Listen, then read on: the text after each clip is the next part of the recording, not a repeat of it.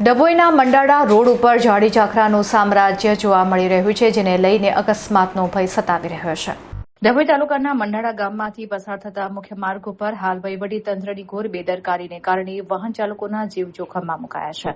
રોડની બંને બાજુએ અને સુરક્ષા રેલિંગની આસપાસ મોટા પ્રમાણમાં ઝાડી ઝાખરા અને ઘાસ ઉગી નીકળતા સમગ્ર વિસ્તાર ડેન્જર ઝોનમાં ફેરવાઈ ગયો છે. મંડાળા ગામ તરફ આવતા મુખ્ય રોડ ઉપર એક મોટો જોખમી વળાંક આવેલો છે. ચોમાસાના કારણે રોડ સાઈડની સુરક્ષા રેલિંગ આ ઝાડીઓમાં આખી ઢંકાઈ ગઈ છે, જેને લીધે સામેથી આવતું વાહન દેખાતું નથી. પરિણામે ખાસ કરીને રાત્રિના સમયે અહીં અવારનવાર નાના મોટા અકસ્માતો સર્જાઈ રહ્યા છે. સ્થાનિકોની વારંવારની રજૂઆતો છતાં તંત્ર કુંભકર્ણની નિદ્રામાં પોડેલું છે.